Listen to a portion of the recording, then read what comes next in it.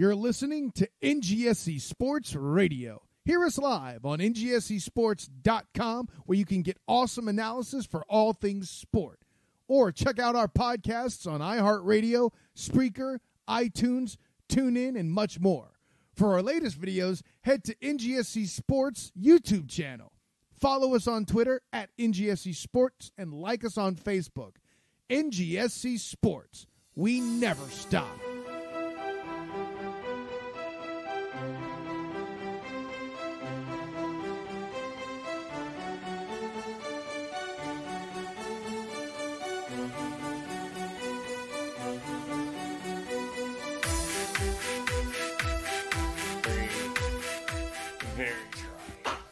I'll tell you, bro, we've got our own little hell week going on at work for a different reason. The flu bug has completely decimated C shift. Oh, no. And this was their day week, so for 4 days, we've had at most 2 members of C shift who've been able to come to work. Oh, God. So it has been like a complete motley crew of, mixing and matching just people. Oh, God. So I've ended up working 2 half shifts this week. I mean, this is my week off, so, I'm not thrilled about it. But you know what? I'll do my part to help, and then they can't come back later and say that I didn't help. Exactly. It's purely selfish reasons, but I think they'll take what they can get. Yeah. Yeah, Jack. I'm not doing this to really help. I'm doing this so can't say that I did. So, yeah, Jack's actually been out all week this week. She goes back tomorrow, but she got a flu or something. Yeah, a little bit of a flu. She came down with it like Sunday, and so that night she was like, "I'm just going to the doctor tomorrow. This is stupid." So she rested up the last couple days, and now she's mostly feeling better. So she's heading back in tomorrow. But yeah, it's been It's been going around. It doesn't hurt that or help that it's like 70 degrees now in February. Yeah, and raining. Yeah. Yeah, it's nice and nasty now. So, but no, I've been on the lucky end. Knock on wood, I've been on the lucky end. But I worked yesterday. I worked 7A to 1P. Today I worked 1P to 7P. I'm taking tomorrow off because I got a bunch of shit to do, and then Friday night I go back nights for the weekend. Oof. And then I picked up 7P to 11P on Tuesday night to help out. So it's a busy ass month for me too. Wow. Yay, so, February. When did I remember to take time off here? Oh yeah, I didn't. Yeah, I went ahead and was like, yeah, that first Monday in March, I'm not coming in. That's not happening. Just go ahead and don't expect only a green here. Yeah. That's going to be a 3-day bender weekend. Don't you be expecting only a green here, because I'm not going to be here for you. I'm a team player, except that day where the team is me, and I will be playing for myself. It's like golf. So, yay. But you know what? And, go ahead. I'm already looking forward and trying to plan me days to go to the pub. Of course. With, of course, the big one being March the 16th, which I am currently off for, and I shall not be picking up a day because that is a Monday. It will be some Monday night football at lovely Goodison Park. Oh God, and it's St. Patrick's Day. No. Well, the night before St. Patrick's. Yeah, that'll be enough. But also, if Manchester City lose one more match and we win out, we could clinch the Premier League at Goodison on Monday Night Football. Oh. So, if you don't think that's an incentive, me to do it on the Blues field with them having to watch all of it. There's already a story out about, Everton fans are already like, I refuse to go. So just the big question is what am I going to do with my ticket? The only thing is, 2 years ago, City had the chance to do it against United, That's right. And they failed miserably. So. Oh yeah, So, but that said, that was a Jose Mourinho United team That's true. that won a couple of trophies that year. This is Everton we're talking about. Josie knows how to spoil a party. Jose doesn't know how to spoil a party. Oh, He might have gone ahead and just helped finish off the Premier League. I was thinking as I was going, I was like, yeah, I remember that time last year when we lost to City 1-0. It's like, you're welcome. We pay our debts. There you go. We may have been a year late, but we pay our debts. We really could have used it last year. But there you go. Last year, when 1 point separated everything, we got to use it. But hey, we're up 22. So. It's just like when you're calling in, so you can say, "Hey, don't say we never did nothing for you." Yeah, there you go. There you go. Oh man, I was also gonna say that is. Okay, no, you guys played the week before. Okay, because I knew that was around when the second leg of Champions League round of 16 was going to be, but you guys are the week before that. Because I thought, man, they're probably going to have to move that match if you're going to have to play Champions League on Tuesday or Wednesday. But no, that won't be the case. Yeah, they got us set up somehow, man. Shit, yeah, I can't keep up with how they're doing. Hey, at least the FA can do something, right? Sure, but yeah, we're going to play that too before, so really it gives us. They moved it and gave us an extra day off, really. Mm-hmm. Yeah, and then we don't turn around. We play that Monday, then we don't play again until Saturday. Mm-hmm. And I'm trying to figure out actually when we play. Oh wait. Oh, okay. We play Atletico the 1st on the 8th. Yeah. Yes. Yeah, I forgot. With that first set of round of 16, it's like they're really spread out. That's because Europa League's got to play a whole extra round in that time period, so they gotta.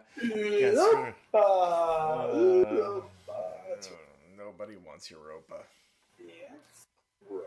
But you know what people want is the Foreign Affair Podcast. Woo! Yeah! Woo! Episode 300. Yeah. Episode 300, everybody. We made it. We did it. We're going to break down the halftime show. Thoroughly enjoyed it. Oh, I'm sure you did. I am sure you did.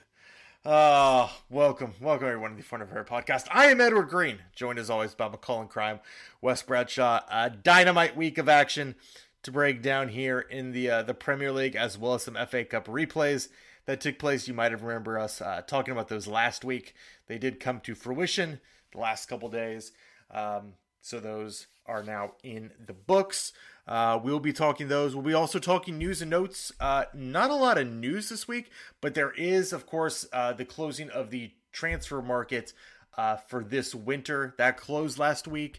Some deals did get done at the wire, including one that was somewhat head-scratching, we'll say, from one of the clubs that is more in the northern part of the country that wears red and is run by Ed Woodward, we'll say, to get super general. We'll talk about those deals, and if anything really surprised us, and of course we'll hit the watch for. And no, we ain't doing no wrong. And that's gonna do it then. There you go.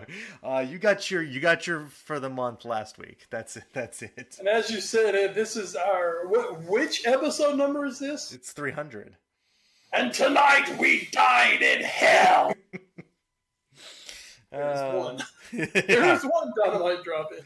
Oh man, just get the chalkboard counters and tally marks going, folks. It's great. Still never seen it, but I'm sure it's good. Oh my god! Yeah, how are you shocked? After all these years, how are you shocked by this? Well, I figure there is like some comic book aspect, so I figure maybe. Oh man! But it's great. I'm sure it is. I mean, I'm a big fan. As always, the Foreign Affair podcast is presented by NGSC Sports at ngscsports.com. We never stop. And you know who else didn't stop? The Boston Red Sox from making soul-crushing franchise-deciding deals. Yay. We'll talk about that later. That's fine. News and notes. Yeah, that's the actual news and notes for the week. Back to the Premier League, though. And some of the matches that took place this past week in match week 25. Some biggins came down the pipe. It started off with a scorcher as Leicester City and Chelsea took to the pitch on King Power Stadium and played to a 2-2 draw.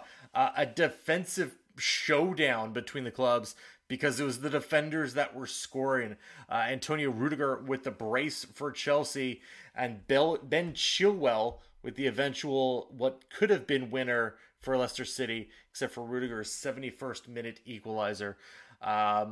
Chelsea and Leicester have been struggling a little bit as of late. Both could have used the 3 points, especially Chelsea, to sort of distance themselves from their position in fourth place from the group of teams chasing them, but could not quite do it, but they do manage to pick up a point on the road. Newcastle and Norwich played to a 0-0 draw. It happened. Take our word for it. West Ham and Brighton played a 3-3 thriller. Just really bad substitutions on the day from West Ham. If you want to know more about that, I'm going to get in one of my Athletic article pimpings in early.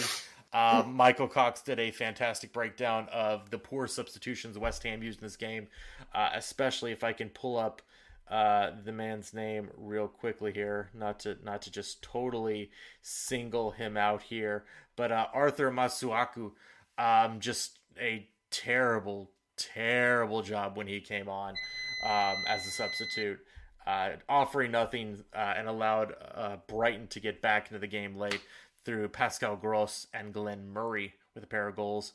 Robert Snodgrass with a brace in that one. The only thing West Ham positive can take from that one. Sheffield United beats Crystal Palace 1-0, and the impressive story of the Blades continues on, even though it was an own goal from Vicente Guaita. Very, very impressive season building here for Sheffield United as they keep on keeping on. We'll, of course, take a look at the table later, but right now sitting in 6th. And just real quick, Wes, I think if you had told any Sheffield United fan coming into their first Premier League season that, hey, it's going to be almost 3/4 through the season and you're going to be fighting for a Europa League position, I think every man to a T that supports that club would be absolutely ecstatic with that. Oh, absolutely, 100%. I mean, they're just happy. You know, if you had just told them that their Premier League survival would be somewhat guaranteed at this point, I think that would have been enough for them just to be thrilled beyond belief, because the biggest thing when you're coming into the Premier League is you want to stay. Mm-hmm. You know, that's the thing. You want to stick around, and that's the big thing for a club like Sheffield. And, I mean, just unless there's a catastrophic failure in their future, Sheffield's obviously going to be staying up. Mm-hmm. And now the fact that they're somewhat in contention for a Europa spot, I mean, this is a dream season right now for the Blades. Absolutely. Them and Wolves coming up and doing it right in the Premier League, doing a fantastic job. Watford and Everton played a match. This was a bit of a thriller after I believe it was last week. Everton gave up multiple goals at the death to Newcastle. To draw 2-2. They had a little bit of that reverse magic this week, as Watford was up 2-0 inside the first 42 minutes, but then Yerry Mina scores 2 goals in first half stoppage time. Just insanity going on at Vicarage Road. And then Theo Walcott, he got put on that article of most shots without scoring a Premier League goal this year, and said, I've got to change that. I've got to make it my team. And it's Theo's team now, as Theo Walcott gets the winner in the 90th minute for Everton. Big comeback there, and one of the even though it's against a team that's probably going to get relegated at the end of the season, a very important win for Carlo Ancelotti's side in his debut season with the club after coming in midway through. Bournemouth, a very, very important win over Aston Villa, 2-1. They hold Villa off late. Nathan Ake, another defender, gets in on the scoring with what is the eventual winner, his goal in the 44th minute, the difference maker there. And this brings Aston Villa out of the relegation zone for the moment and it almost drops Villa into it. So both teams struggling, but Bournemouth getting a much, much needed 3 points. And again, Manchester United and Wolves played to a 0-0 draw. It happened again, just like it happened in the League Cup. It just keeps happening with these clubs. Also, Burnley and Arsenal played to a 0-0 draw because Arsenal apparently doesn't want to ever do anything well on the road. So, hey, good for you guys for being consistent with that, even if it's not a fellow top 6 club. Hey, you did it. You did it, Arsenal. You got that point of Turf Moor. Congratulations. So, Wes, let's talk about our 2 other matches of the week. We'll start with Liverpool because, I think that much to talk about in this one. A fairly routine 4-0 victory over Southampton. The Saints, who have been better of late, and I'm not just saying that because of the results today, they did manage to keep Liverpool scoreless in the first half, but then it was an explosion in the second. Alex Oxlade-Chamberlain getting his second Premier League goal of the season. I get to say it this time. Second Premier League goal of the season. Jordan Henderson and Mo Salah also getting on the score sheet in this one. But Wes, just another pretty comfortable win for Liverpool on their way to the title. Was that said a very uncomfortable first half of that match? Yes. Southampton could really make an argument that they should have been winning at halftime of that match. They played very well in the first half, had a shout at a penalty, but they didn't get out. I thought it was the right call not to get there. But, they had an argument. At the same time, Liverpool had an argument that Roberto Firmino should have gotten a penalty the other way. So things kind of evened out there. But then in the second half, there's something – Liverpool have something to them this year where – it's like if they play a really crummy first half, you better be ready because they're coming out guns blazing to start the second half. And they have already scored a handful of goals in the first 5 minutes of second halves of multiple matches now. And it's just further testament to the mentality of this team, what this team is, what this team has done. And they just keep going. They just keep going. 24 wins out of 25 matches. What is there to say? They are on pace to shatter pretty much every Premier League record you can come up with. I think it's just going to kind of come down to what Klopp decides to do with the rotation of the squad. Can they be Centurion Invincibles? They can. Obviously, the way they're playing, they can. But like I said, it's going to come down to how the squad's rotated and if they can keep up that intensity, which it just looks like a team that they don't lose intensity. They come, they're ready to play, and they put it on them. A pair of goals from Mo Salah, who, don't forget, was having such a horrible. And now he's getting right back into it, which has got to be terrifying. Firmino, 3 fantastic assists in the match. Jordan Henderson, who's suddenly being touted for Player of the Year honors. He scores a goal. Viox, as you said, with that big shot started off. And they say a 4-0 win, it was a little more hard fought than that final score shows. But same time, end of the day, man, Liverpool get done. And speaking of teams that maybe could have pulled ahead in the first half, maybe should have pulled ahead in the first half, but ultimately did not, and were left to rue their chances. Tottenham 2, Manchester City 0. I'm doing this. This is great on an audio podcast. I'm doing the emoji of the guy with his hands out to the side, like, I don't know, sure, okay. I guess this is what happened. Goals from Steven Bergwijn on his debut, with just an absolutely lovely volley into the side netting, on the right side of the side netting. That's the important part. And then Heung-min Son, just 8 minutes later in the second half, really capped it off.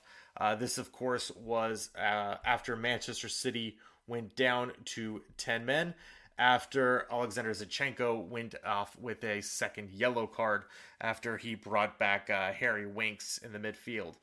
And Harry Winks was really pumped when he got that card.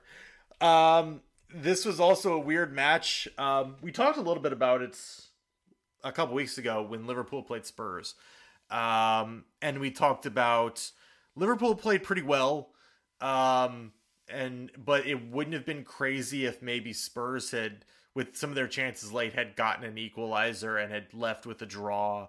And the expected goals kind of reflected that. I think Liverpool was like 1.8 that game, and Spurs were 1.2, and it finished 1-1. I think I looked after this game, and I think Manchester City's expected goals for this match was like 3.2. And Spurs was 0.4. So Spurs got like 4 times the expected amount of goals they should have in this match. Scoring on their first 2 shots. City just horribly unlucky. Also had a penalty save on Ilkay Gundogan just before the first half whistle. Hugo Lloris, by the way, terrible penalty saver, has now saved 4 of his last 7. Terrible. This is the worst. I think most of those actually coming against City. And of course, when these two teams play, it apparently is just a bonkers match every time now.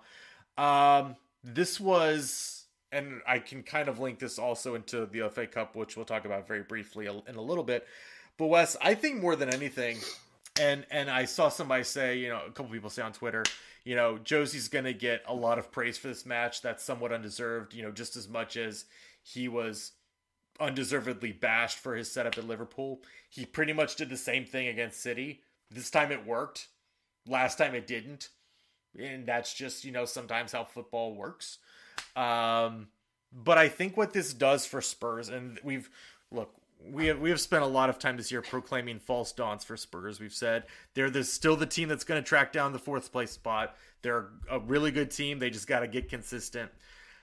What this match and also the FA Cup match this week showed to me was this is finally, again, a Spurs team who believes they can win these matches, even when they're not playing super well.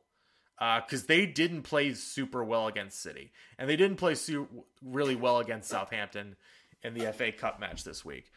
But this team's like a Spurs team, Wes, that has gotten a little bit of that belief back. Some of that we saw in that insane Champions League run earlier in 2019. With all that crazy things happening. And, just even some of the matches they played when they were flying high under Pochettino, it feels like some of that confidence is back on the Spurs side. And I think that more than anything is something now that can propel them to maybe a top 4 spot. And the other thing I'd say is, and again, this is tying into the FA Cup match, don't look now. Spurs might almost have something resembling actual squad depth again. It's actually insane. Actually insane that there might actually be a little bit of depth to this side now, which is something we've always said, like, yeah, their starting 11's really good. After that, there's not a whole lot left in the tank. They're starting to build something. It's about 2.5 years too late, maybe, for some of these guys, but they're starting to really rebuild, Wes, and they're starting, I think, to see the fruits of that labor. Well, and something that I actually heard someone say, believe it was this morning I was driving around. Mourinho, of course, Josie, because, Josie just falls into this shit. Of course. Of course, Josie is suddenly reaping the benefits of the reboot that Pochettino basically begged for 2 years. Yes. Celso, Ndombele, Bergwijn. Yeah. Help me, the young fullback you guys are playing. Tanganga. Tange. Ryan Sessegnon starting to get a little play. This is the future of Spurs. Mm-hmm. This is what is going to be the refresh, the reboot of what Spurs have had. Of course, you add on to that Dele Alli. Potentially, I hear it can happen. A healthy Harry Kane once in a while. Whoa, that's crazy. Obviously, him and son, Lucas Moura. We're going to have to see what the center of that defense is going to look like going forward. But, Spurs are suddenly starting to show, kind of what people have been waiting for them to happen. Yeah. Because A, you got really good players, but B, Daniel Levy kind of pretty much screwed over Pochettino. Yeah, a little bit. And unfortunately, things kind of fell apart before Pochettino was able to make anything happen. But now this could be the reboot of this. Now, one thing is, of course, it is Jose Mourinho. Sure. Yeah. So here's the deal. You're pretty much seeing what it's like to have Jose Mourinho as your man. As in, you're not playing the football. Yeah. That your previous manager, Mauricio Pochettino, was famous for. You're not playing that football.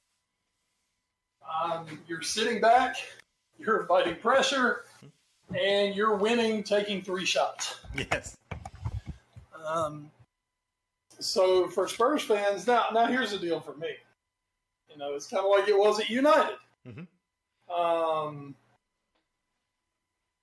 If you're winning a trophy, cool. We can deal with this for a while. But you got to win a trophy. Yeah. So, yeah. But that said, I mean, if you're able to do that, bring it on.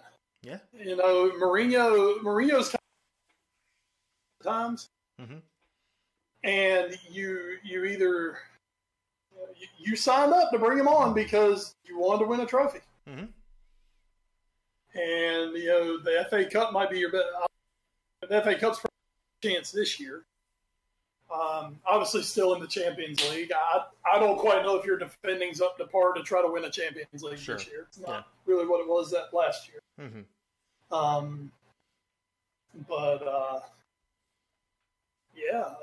Spurs. Hopefully, this isn't the false dawn for Spurs. Yeah. The way I see it, if Liverpool aren't in the FA Cup, I'd like to see Spurs win it. So, long live Josie. Yes. For 3 years at least. Long live Josie. Yeah, Jesus. Until it all blows up. But hey, if you get some silverware before it blows up, we're doing okay. It'll all be worth it, right? Soccer Reddit, it'll all be worth it then, because that's what Spurs lacked. It's trophies. So you can't get mad at us when Josie then blows up and leaves us. All right. You can't get mad at it when Josie refuses to actually shoot shots and somehow wins 1-0. Exactly. It's amazing how that works. So we do look ahead to the big, massive fucking air quotes winter break the Premier League is about to embark on. Oh, they're on it. The Saturday, February 8th, 7:30 a.m., Everton versus Crystal Palace takes the stage. Then at 12:30, Brighton and Hove takes on Watford. I don't know. Maybe they mentioned it last week and I just didn't catch it. Does NBC Sports have a a plan for what to do in the middle of those two matches? Because I assume there's like, if Palace Everton gets done at like 9:30 and Brighton and Hove doesn't start until 12:30, are they just gonna like leave for an hour and a half to 2 hours and then come back, or what there? I would figure there's usually some 10 a.m. matches. No, not this week. Interesting. I have zero clue what they're going to do then. Yeah, because that's like the weird thing with this quote unquote again winter break is that they tried to get as many teams into those prime slots as possible. So there's only 2 matches this Saturday, and one's at 7:30 and one's at 12:30. So I don't know what they're going to do for those 3 hours between matches. So that'll be interesting. Yeah, they do have plenty of programming they can put on. Oh, sure. They've got plenty of like originals and things like that. Mm-hmm. Obviously they're not suddenly thinking, "Oh shit, what the hell are we gonna do?" Rebecca Lowe's listening to this podcast, like, "Oh God, we hadn't thought about this at all." I would assume they've got a lot of good original like documentary style content. Oh sure, yeah. So I figure, we might get like a Roger Bennett show. Yeah, that makes sense. Something he's working on. And he does a really good job with this stuff. I wonder, actually, let me look. They have the schedule already up here on. I'm sure they do. Let's see. Sure let's see. So, just can I filter by NBC Sports or no? I can't. Thanks a lot, guys. So it's the NBCSN. 10 a.m. Oh, they're doing Ireland versus Wales, Six Nations matchup, and then they're gonna take back over. Oh, and then at 12 they're doing Scotland versus England, Six Nations. Because I didn't know this, Brighton versus Watford's actually gonna be on the network. That's gonna be on the main NBC. So 12:30. People are going to be flipping over to NBC expecting college basketball, and they're going to get treated to Brighton Watford. Oh, lucky them. Back to the actual schedule now, because that is just Saturday. Sunday at 9 a.m. There'll be Sheffield United versus Bournemouth, and then 11:30. So no big gap there. It'll be Manchester City versus West Ham. So that is your 4 matches this week. Not a whole lot to pick from. I'd just like to thank the Premier League for making sure Liverpool was on their off week the week I'm working nights. There you go. It was very kind of them to put that as Liverpool's winter breaks. I'd say it's kind of weird because usually we're losing our mind when we have like an international break. Yeah. Our teams all play. But I think right now, it's almost a winter break for the fans as well. Mm-hmm. That's true. Because, man, we've had so much football in the last 2 months. Yeah. And don't get me wrong, it's awesome seeing your team play twice a week. Yeah. But, even for us, it gives us okay, decompress and, breathe a little bit. The boys obviously need it. Oh yeah. I mean, this is big. This is something that they've been fighting for a long time to get them this winter break. Mm-hmm. So, this is big. So they got a version of it. Yeah. So I'm excited. I'm excited for the weekend off once again because I'm working nights and it was anyway. There you go. So next week Liverpool will be back, and I'll be working days and can watch it. And you can watch them destroy Norwich. So there you go. Unless Timo Pukki has something to say about it. Pukki! I love it. It sounds like Mookie, and it just makes me sad. Moving on. Mookie! Oh, looking at the table. Let's get happy again. Liverpool need to go buy Pukki. Well, I mean, John Henry, it's the least he owes us at this point, I would say. I would agree. So again, Liverpool are in first, clearing away. Man City are in second, 2 points up on Leicester. Chelsea are 8 points back now of the Foxes. Tottenham Hotspur, with their win over City, sit just 4 points back of that 4th place spot. And so when those two teams meet, and I'm going to check real quickly when that matchup is here this season. It is later this month, Saturday, the 22nd of February at Stamford Bridge. Those two teams will be facing off. So that will be a very, very big matchup in determining potentially who is going to be that fourth seed, or fourth place team, and makes the Champions League. So that is obviously a massive spot. Absolutely. But Sheffield United, as you mentioned, they're in sixth, with just 1 point behind Tottenham, and then United and Wolves right behind them, just 2 points back in seventh and eighth. At the bottom of your heart, the relegation zone, it's Aston Villa in 17th place, just outside with 25 points. West Ham inside the relegation zone with 24. Watford 23, and Norwich with just 18 points, 7 points clear. Wes, I'm going to give you these real quick, these 5 teams: Brighton and Hove, Bournemouth, Villa, West Ham, and Watford. The gap between those 5 teams is 3 points. 2 of those are most likely going down. Out of those 5, who would you pick? Who do you think is going to go down out of those 5? I'll tell you what I really want. What I really want.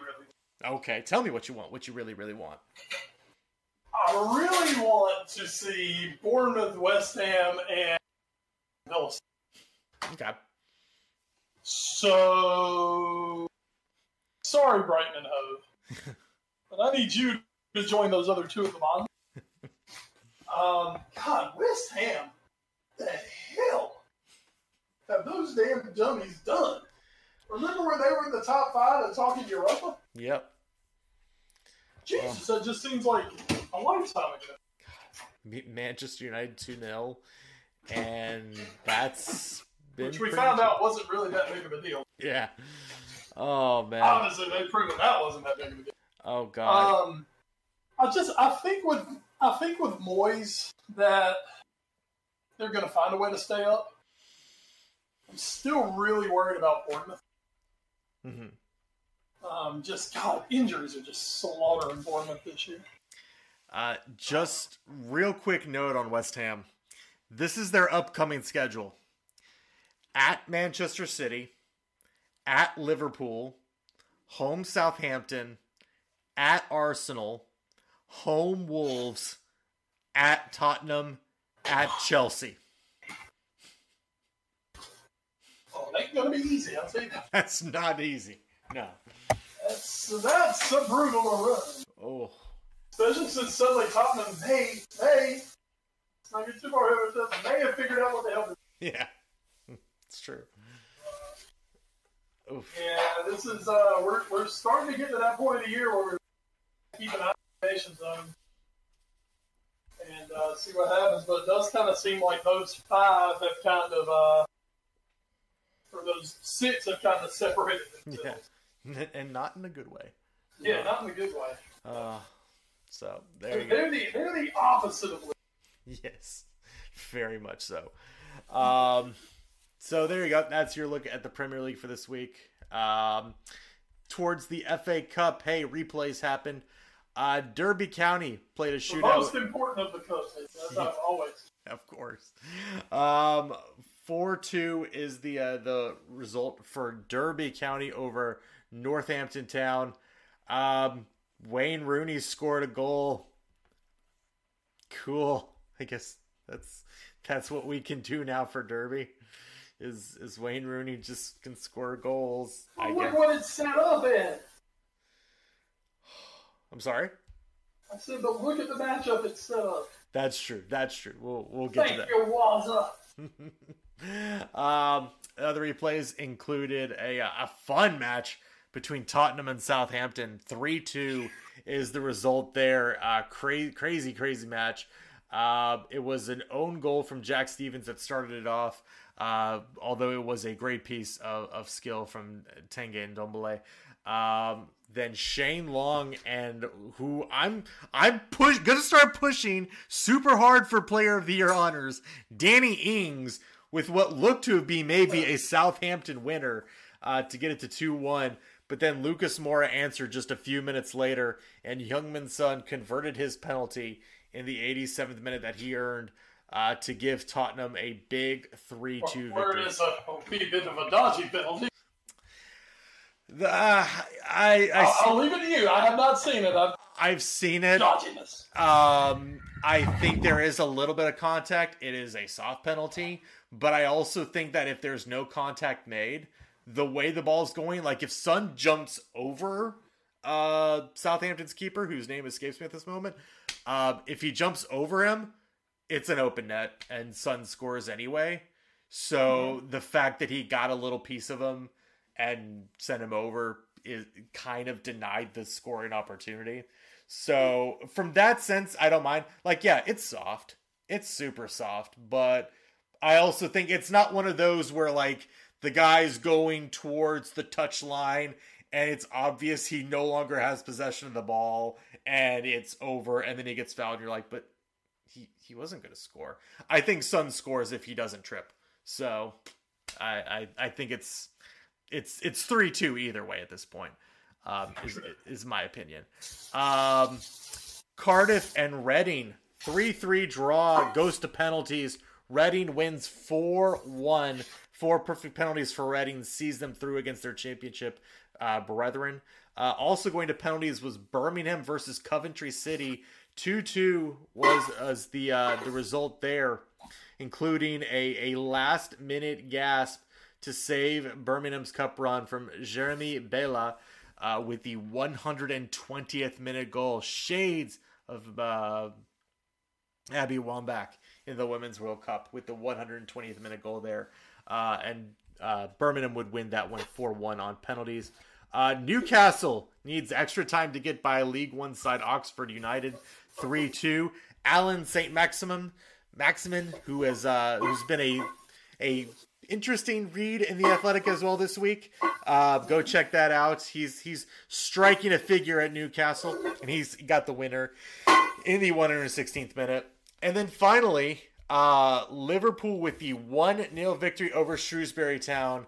The own goal from Roshan Williams is what dooms the League One side after they had a goal ruled out from VAR, which, Wes, while I will not dispute the call at all, and I think that they made the right call, I think it's sort of crazy that we're using 2 different VAR rules in the same tie of a cup. And that to me just feels really weird. And to be honest, like, it stings more because it's the lower side getting dinged by it in both instances, both when they didn't have it at home and having it on the road. It went against them both times. But either way, like, you shouldn't be playing with one set of rules in one match and then a different set of rules in the replay. That to me just doesn't sit well with me, Wes. But what I'm sure does sit well with you is how their under-23 team did end up playing. Well, I do agree with you on the 2 sets of rules, but I could also say, if VAR had been present at the first match, there's a good chance they wouldn't have even got, because that penalty call that they got to equalize was a foul outside of the. Mm-hmm. So, well, there also was a handball that could have been called, that wasn't end up called, that could have given them an eventual penalty winner as well. So there was a lot going on in that match. There was, and it's just another VAR-ism, I guess, what I want to call it. Here forever. I will 100% say this, though. The young Reds, Jurgen's kids, Kloppo's kiddos, 100% deserved the result they got. If they had a more competent finisher somewhere on the field, they probably would have scored 2 or 3 goals in this match. They really dominated Shrewsbury. And when you look at it, this was the youngest first team fielded by Liverpool. 19 years, 106 days was the average. And that was bumped up because Pedro Caravella's 22. Mm-hmm. But they were fantastic. Curtis Jones continued to show he could be a future star for Liverpool. Harvey Elliott continues being Harvey Elliott. Nico Williams may relieve Liverpool of having to go out on the market and find a backup for Trent Alexander-Arnold, because every time this kid comes in, all he does is perform. He's been absolutely fantastic, the young Welshman. Hoover, Sepp Vandenberg, who has a rougher start to the year than I think he thought he would have. His first season on Merseyside, he was absolutely fantastic. Keanu Hoover was great. I mean, Liverpool thoroughly deserved it. What's so impressive about watching the kids when they put them out there is they go out there and they play exactly the same style that the regular first team plays. Now, of course, they're not quite as good at it. Let's not get that twisted. There's a reason that, Salah, Firmino, Mane, Van Dijk, that group is out there when they are. But Liverpool have done that job where every level right now is playing the Klopp way. Mm-hmm.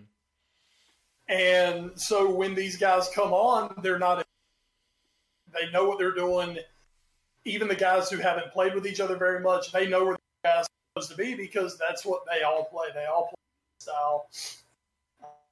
Once again, I thought Liverpool thoroughly deserved this match. They were by far the better team on the day. You look at the numbers that backs everything up.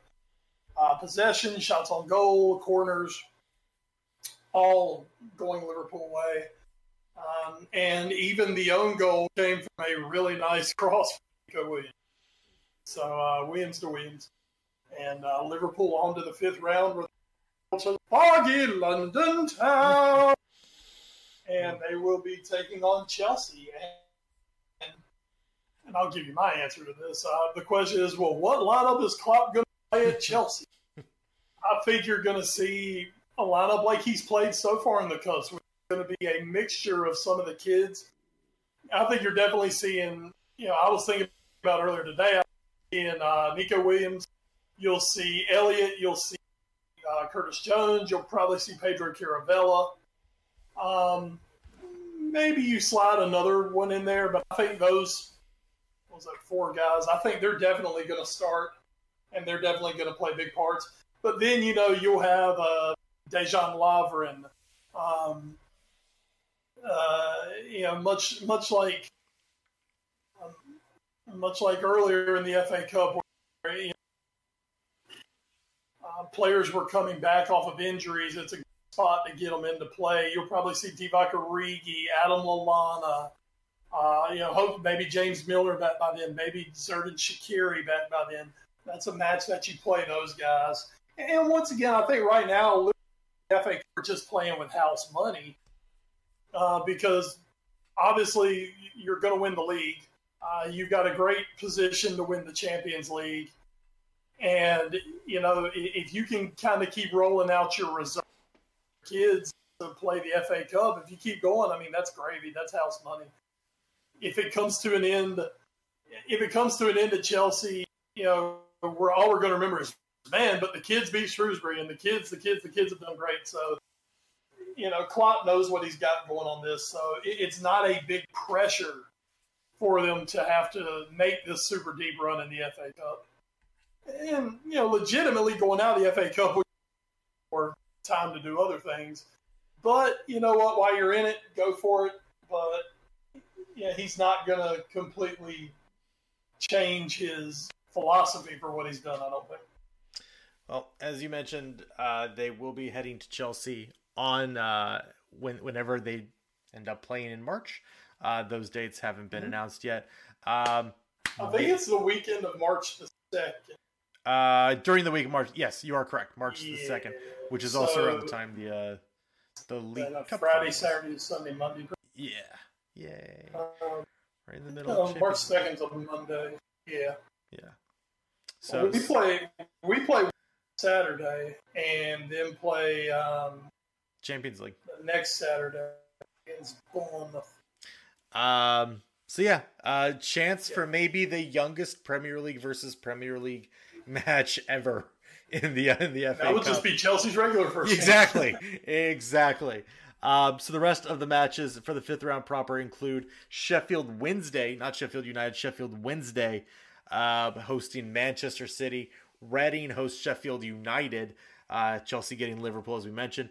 West Brom hosting Newcastle. Leicester getting Birmingham City.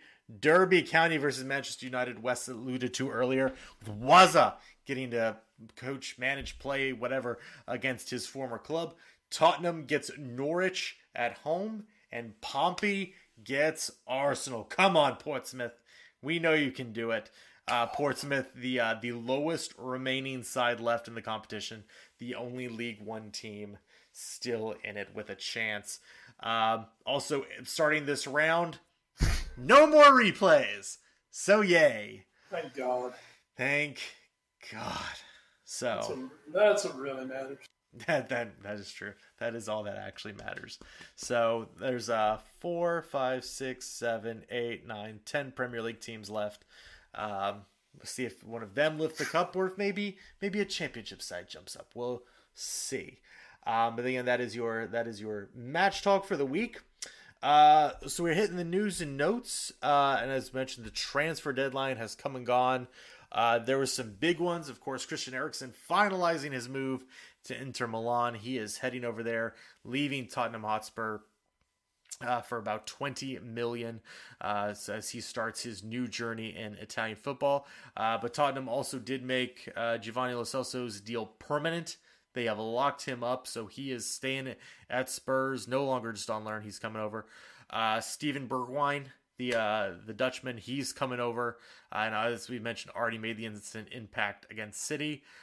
Danny Rose has left Tottenham on loan. He is heading over to Newcastle, while Kyle Walker-Peters is heading over to Southampton to spend the rest of the season on loan. Arsenal also signed Cedric Soares on loan from Southampton. And then maybe the craziest one of the whole thing, Odion Ingolo. Long time, a Foreign Affair podcast will remember that name. You guys will remember that name, listeners. Odion Ingolo, formerly of Watford, back when they were actually pretty good in the Premier League, and then left for the money over in China, playing for Shanghai Greenland Shenhua, is coming back to the Premier League and is signed on loan with Manchester United. Okay. Wes, I guess they needed a target man after not being able to replace, I guess is the word, Romelu Lukaku. Well, and Rashford being injured, of they course. need something besides just the youngster. Greenwood? Mason Greenwood. Yeah, Mason Greenwood. I mean, it's definitely not ideal, but and this kind of just worked out best for them. They had made a couple of bids for Josh King from Bournemouth, but Bournemouth wanted $30 million and wanted them to buy him, and United were looking more. Yep. The 30-year-old is going on loan to United.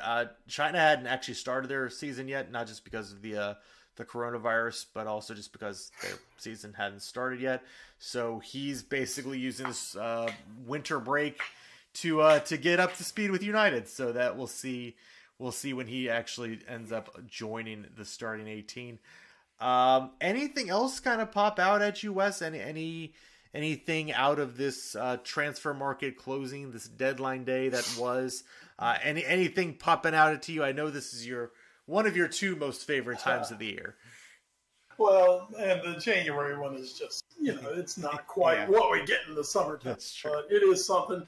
A lot of deals that didn't get done that may be revisited in summer. A lot of things out there. None real particular stick out. Edinson Cavani looked Yeah. Atletico. Instead, it looks like he's going to run down his contract at PSG and will most likely end up at Atletico this summer. So that'll be a big one, especially on a free. One that did stuck out to me, Emre Can. who, of course, former Liverpool man, left with a big money deal at Juventus, free transfer. He already gone. He goes to Dortmund on loan with, I believe it's an option to buy, or maybe they're compelled to buy. But, I mean, you just talk about someone who,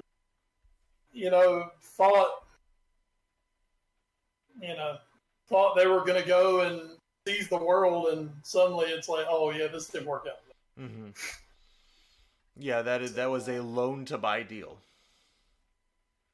Yeah, so that one just kind of stuck out to me, Emery Chan. So, yeah, and as for at the end of the day, Christian Eriksen moving on. Mm-hmm. I think all Spurs fans should do is just stand up, applaud him, and thank him for what he did. Pretty much. Had a great run for Spurs, and as we've talked about before, sometimes it's just better to get that change of scenery. I really put this one on Daniel Levy because, I mean, the fact that you got what you got for him is pretty pathetic compared to what you could have gotten 6 months for him. Yeah. 6 months ago. But Spurs kind of have that little deal where. Yeah. And also, speaking of Spurs, Danny Rose going to Newcastle seems to be the best thing that's happened to Spurs in a long time. Potentially. Apparently, it comes down to the fact that Danny Rose have the locker room shit stir. Yeah. So, bye-bye, Danny. Yeah. No, I don't think anybody's missing you. Not as much. No.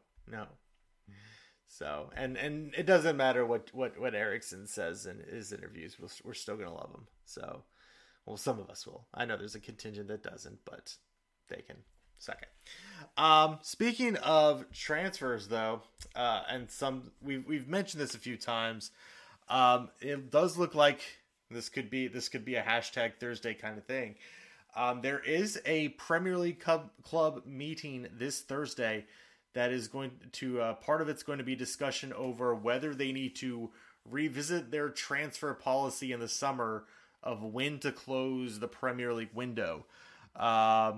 They changed in the Premier League 2 seasons ago that basically they would close before the start of the season, which is the thing that actually makes sense, but no one else in Europe followed, so it's just been worse somehow because clubs are still in upheaval, even though they can't really buy anything, they can only sell. So there have been 2 options kind of bandied about, according to this article from Andy Edwards on NBCSports.com. There's been talk of going back to exactly how it was and just leaving it open till the rest of the European window and just doing whatever you want to.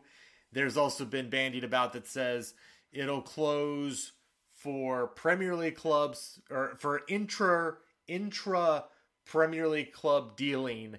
It will close before the season starts. But if you want to deal with anybody else in Europe, you can buy or sell willy-nilly until the normal closing at the end of the month.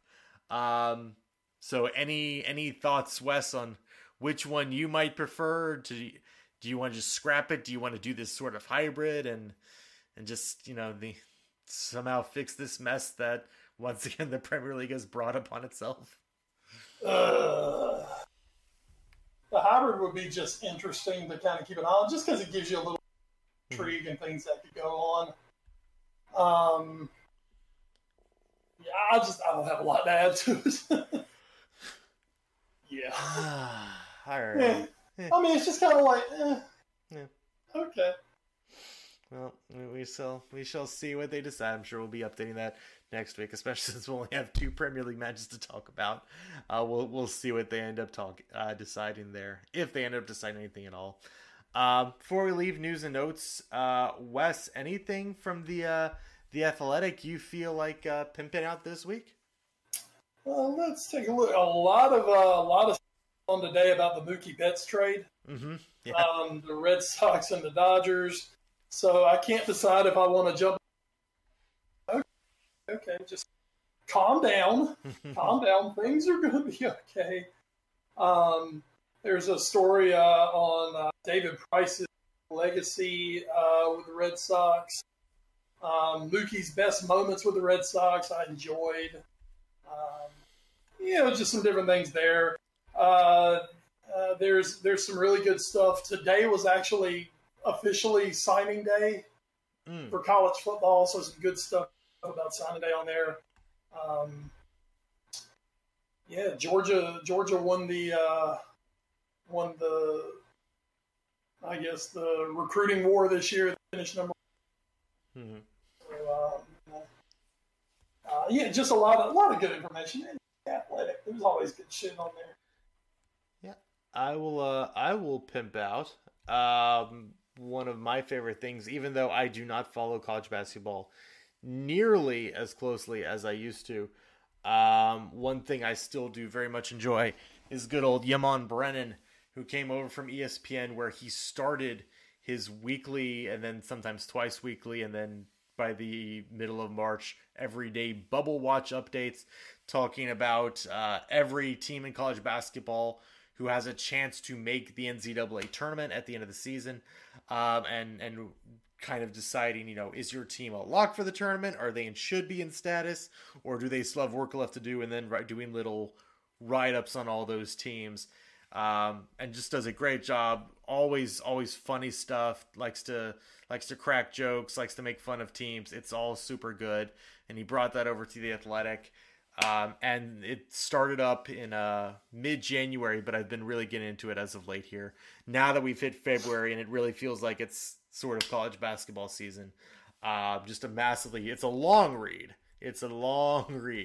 But it is a lot of fun every week to see what he has to say on these teams. So that's what I'm doing.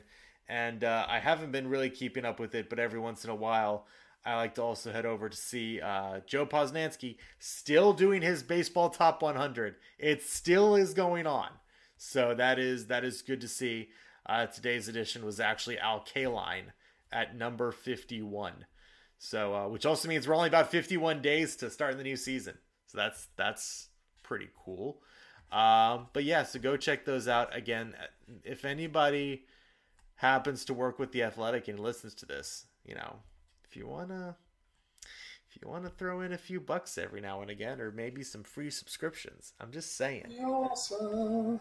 I'm just saying it would be pretty awesome. Really, really cool. That is going to do it, though, for news and notes. Let's hit the watch for Wes Bradshaw. What you watching in the week that was or the week that will be?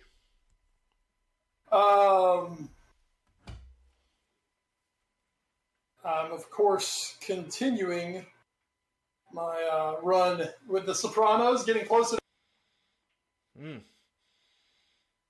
OMG, I'm excited. Yay. That's been my big thing. Took my pops to see 1917. Saw it for a second time. Watched it with some different eyes. And once again, really enjoyed it. So, that was really good.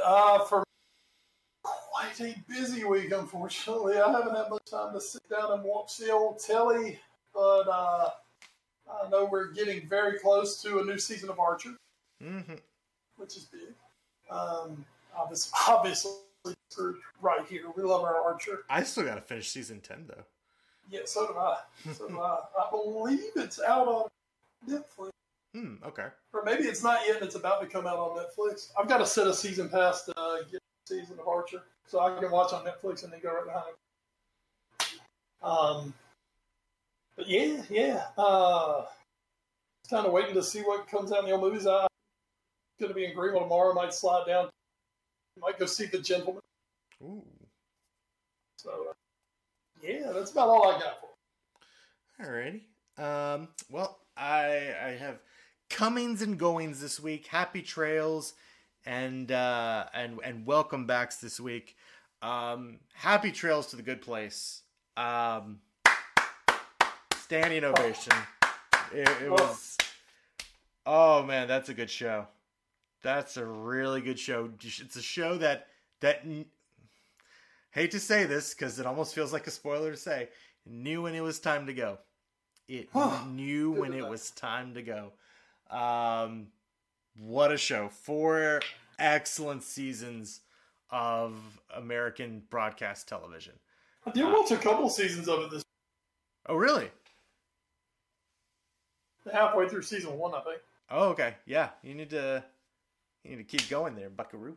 Yeah, because I can't talk about this show until you're done. Oh no, don't worry. I'm gonna finish it for you. It's really good. It's really good. Just another amazing Michael Schur show. Just absolutely wonderful performances all around. Wonderful job. Wonderful job. Couple guest stars in that last episode, including one that might get you excited. So that was great. Great episode. Then welcoming back 99. It's been so long. I feel like I've been hyping this up for so long. It's finally back tomorrow or today when you're actually listening to this. Thursday is the premiere of season 7. Already guaranteed a season 8, so that's awesome. I'm very excited. One named producer Jackie and I have watched a few episodes just randomly flipping through. Last night, I believe we watched. Which one we watched the one where they go to the beach house in the middle of winter. And they end up bringing Captain Holt along. That's a great one. Tonight we watched.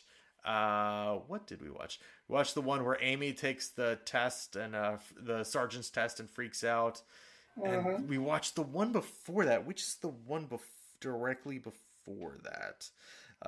Give me 1 second here. I should be able to find it pretty quickly. Which one is it?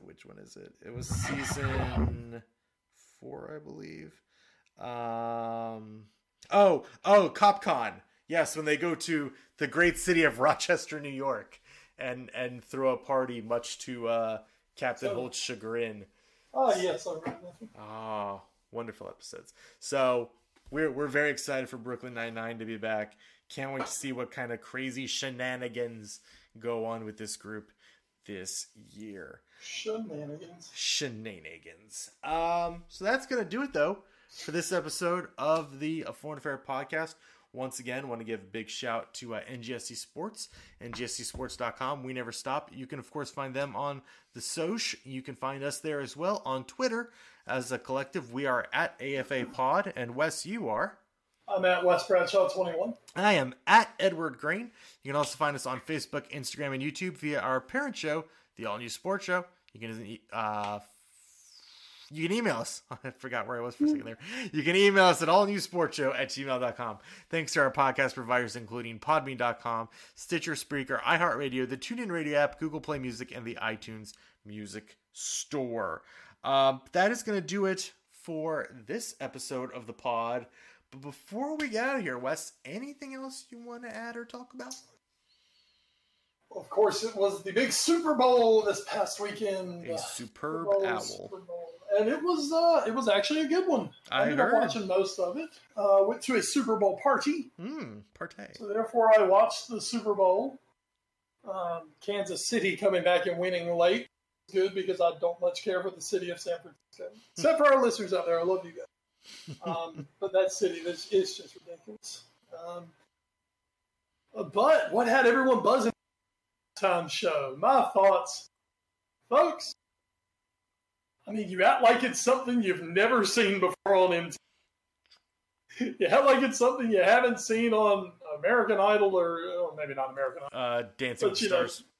Yeah, Dancing with the Stars. I mean, God, yes, Dancing with the Stars, exactly. Beautiful. And people flock to that like it's the second coming of all things holy. I don't know where everybody decided to get holier than thou. What did you expect from Shakira and Jennifer Lopez? I was thoroughly impressed because for being between the two nearly a century. Yeah. And all I've got to say, Gerard Piqué. Yeah. High five, bro. High five. So, I thought the halftime show was fine. It's not really my type of music. But Shakira's great, and J-Lo's there.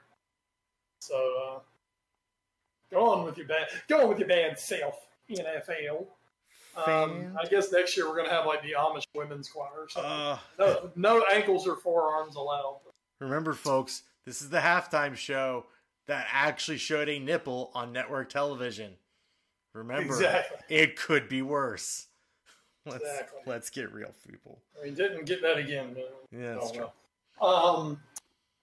Yeah, so I guess now we sit back and wait for pitchers and catchers to report. Yay. And college baseball is literally starting maybe this week.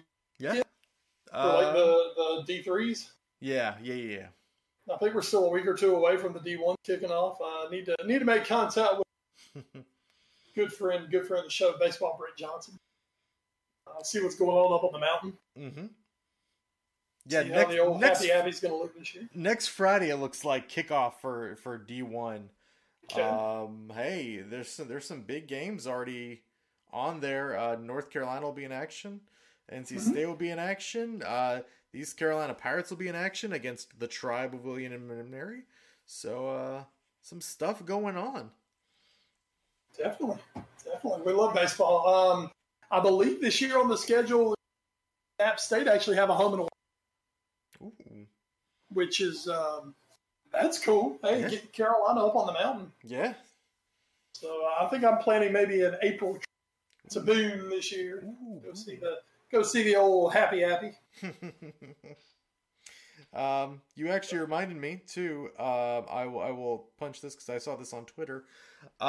This Friday, I think it's Friday, or maybe it's Sunday. There's actually a documentary coming out on the ACC network about the 2015 national champion Virginia baseball team. I think it's called 1180. Is it 1189 or 1185? It's however many miles Charlottesville is from Omaha. It was like their big catchphrase for all those years. So 1189 to Omaha. Go check out that documentary. The trailer looks really good. I'm very interested to check it out, obviously, because as happened live on this podcast, I nearly broke down in tears when Virginia won.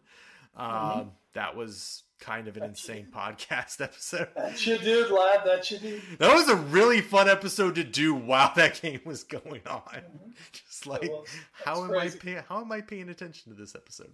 So yeah, go check that out. That'll be on the ACC network. Yeah, baseball's back. Baseball's back, baby. It's a great time of year. Unless you're a Red Sox fan, I guess. But hey, guys, it's gonna be okay. Because don't worry, John Henry's going to take all that money he's going to get from winning the Premier League, and he's going to reinvest it in the Red Sox. Don't you worry. Don't you worry, everyone. That's how it works. that does worry some. Let's sigh. Well, anyway, this has been episode 300 of the Foreign Affair podcast. Here is to 300 more. From McCall and Crime, Wes Bradshaw, I am Edward Green. Thank you so much for joining us here each and every week. And as always, stay safe and enjoy the football. What little there is this week, I guess. Listeners, prepare for glory. It's only the second one. 300. Yeah. Hey, you did. Hey, you got in more 300 references than 6-time champions of Europe references. So that's. Hey. All that I did. Look at that. This is where we fight. This is where they die. Or I might drop some of those as the champion going on. I just remember a guy gets kicked down a well. Oh, Gerard Butler's baby.